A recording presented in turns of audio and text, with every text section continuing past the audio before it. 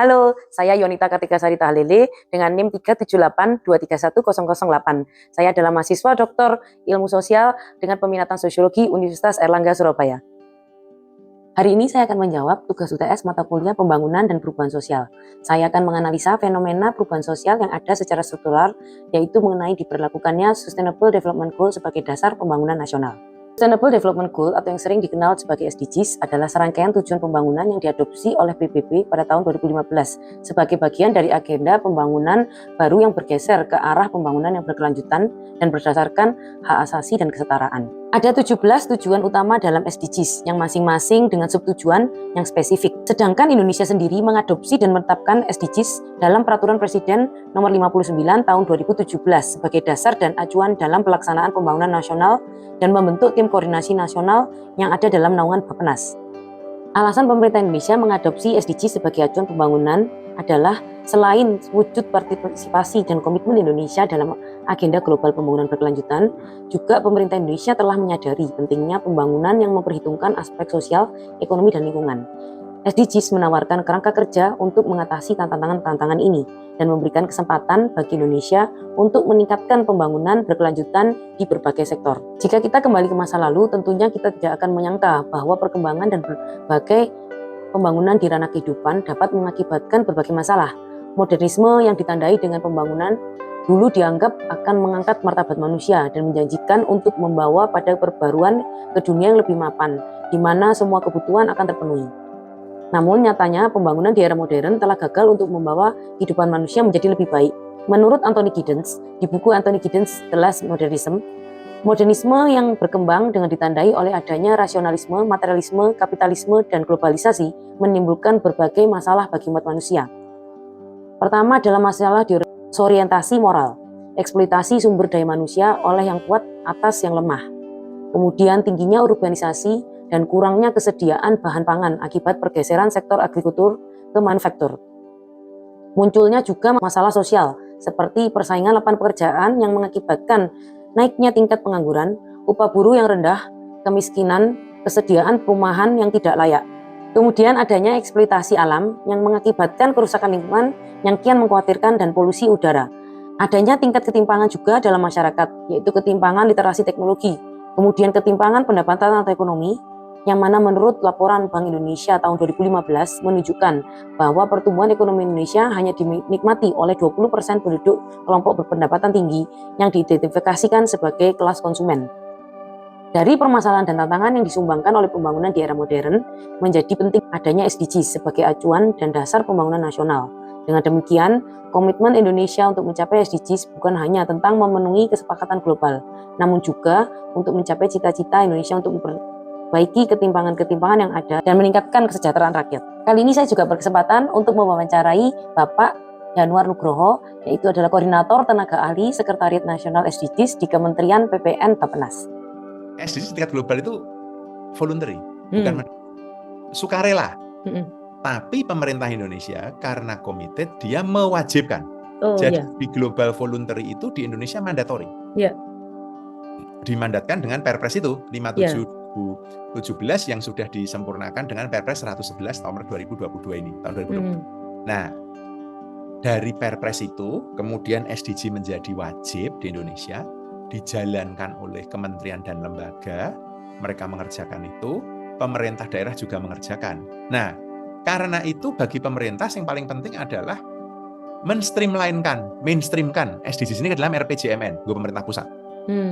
Gue daerah, mereka membuat rencana aksi daerah dan menyesuaikannya dengan rencana pembangunan daerah.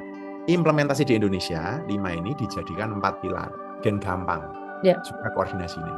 Pilar ekonomi, pilar sosial, pilar lingkungan, dan pilar hukum dan tata kelola. Untuk mencakup 17 SDGs itu. Gitu. Kendala yang paling utama satu adalah koordinasi lintas kementerian. Jadi misalnya untuk mencapai SDG lingkungan, kuwi kan rasa kementerian toh. Iya kan? Kuwi kon ngendi-ngendi. Kuwi ngomong soal energi, ngomong soal emisi, itu Kementerian Perhubungan terlibat, perindustrian terlibat, segala macam. Nah, koordinasi itu menjadi tantangan yang paling besar nomor satu. kekurangan pendanaan sebelum COVID itu 14.000 triliun. Oh, 14 Rupiah. ya. Iya. Artinya 1.000 triliun dolar. Dilalah kena COVID. Habis COVID kita hitung ulang kemarin. Kekurangan pendanaan untuk mencapai SDGs itu 24.000 triliun. Wah, hampir 2 kali Gede lipat. banget, Heeh. gede banget. Hampir 2 kali lipat kan. Iya. Nah, makanya kalau kamu sering mendengar ada istilah-istilah baru, blended finance dan macam-macam, itu sebenarnya adalah mekanisme pendanaan inovatif. Iya. Pemerintah wis gak ono duit, gak cukup karo ngutang, maka harus menggunakan uang swasta. Iya. Cara narik uang swasta, ora iso mbok kon kei CSR tok, ya kan? Iya. Maka harus ada model-model seperti misalnya impact investment. Nah, impact investment itu investasi yang return-nya bukan hanya duit tapi dampak. Biasanya ini bunganya kecil, tapi jangka panjang. Sehingga impact-nya kelihatan. Global 15%, Asia Pasifik 14%. Tapi Indonesia rankingnya naik di dunia. Dari 120 ke 75. Bahkan menurut BCG, tak pasang nenggon chat, Iya. Indonesia itu terbaik di antara upper middle income country. Capaian Indonesia saat ini 77%. 77%. Indonesia ya? Iya. Jadi ketika global cuma 15 dan 14, kita Bagus bagus sekali. banget. Iya. Telah kita ketahui bahwa dalam rangka mengatasi masalah pembangunan era modern ini perlu adanya suatu kerangka kerja pembangunan yang strategis, terarah, terorganisir, dan multidisiplin. Talcott Parsons, seorang sosiolog yang membawa pendekatan teori fungsionalisme struktural, mengatakan bahwa perubahan-perubahan sosial yang ada dapat diselesaikan dengan entitas-entitas atau unit-unit kerja yang ada dan ditempatkan untuk mengatasi masalah tersebut. Teori Talcott Parsons menekankan pentingnya keselarasan dalam masyarakat. SDGs bertujuan untuk mencapai berbagai tujuan pembangunan berkelanjutan, termasuk menghapuskan kemiskinan, pengentasan kelaparan, kesehatan, dan pendidikan yang berkualitas, kemudian kesetaraan gender, dan perlindungan lingkungan. Pendekatan ini mencerminkan ide Parsons tentang keselarasan dalam masyarakat, di mana berbagai komponen sosial bekerja bersama untuk mencapai tujuan yang diharapkan. Parsons juga menyoroti adaptasi dan perubahan sebagai reaksi terhadap perubahan lingkungan. SDGs telah ada dan merespon terhadap berbagai tantangan global, termasuk perubahan iklim, ketidaksetaraan, dan kemiskinan. Mereka mencerminkan usaha untuk mengadaptasi masyarakat ekonomi global terhadap perubahan-perubahan ini. Parsons juga menekankan pentingnya integritas sosial dan solidaritas dalam masyarakat. SDG sendiri menekankan solidaritas global dalam upaya mencapai pembangunan berkelanjutan. Mereka menginginkan adanya kewajiban bersama untuk mengatasi permasalahan global. Hal ini juga didukung oleh teori Auguste Comte yang menekankan pentingnya kesatuan sosial dan bekerja sama untuk mencapai kemajuan sosial. Konsep kesatuan sosial ini mencerminkan semangat bekerja sama yang ada dalam SDGs, di mana berbagai negara dan aktor yang ada berusaha bersama-sama untuk mencapai tujuan-tujuan pembangunan berkelanjutan. Dalam buku The New Society, The Anatomy of Industrial Order karya Peter Drucker, dikatakan bahwa perubahan mendasar dalam masyarakat industri yang dipicu oleh revolusi industri dapat mempengaruhi struktur sosial, organisasi bisnis, dan cara bekerja organisasi. Drucker memperkenalkan konsep manajemen sebagai praktik yang berbasis pada pengetahuan dan pemahaman.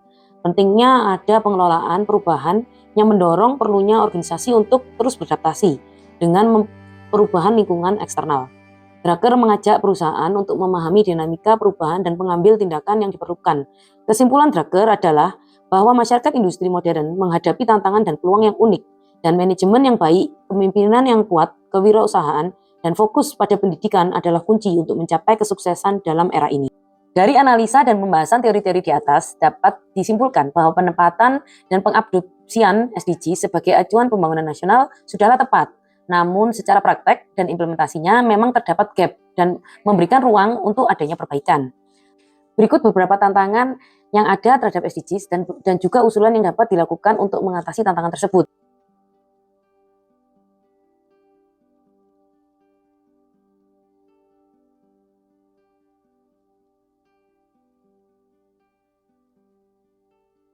Oleh karena itu, pemerintah telah dan perlu untuk lebih meningkatkan pemahaman masyarakat, melibatkan berbagai pihak, adaptasi terhadap perubahan, dan melangsungkan pendanaan yang inovatif, sehingga dapat mengatasi tantangan dan mencapai tujuan pembangunan berkelanjutan yang lebih efektif, inklusif, dan berkelanjutan di seluruh masyarakat Indonesia. Sekian pembahasan dari saya dan terima kasih telah menyaksikan video ini.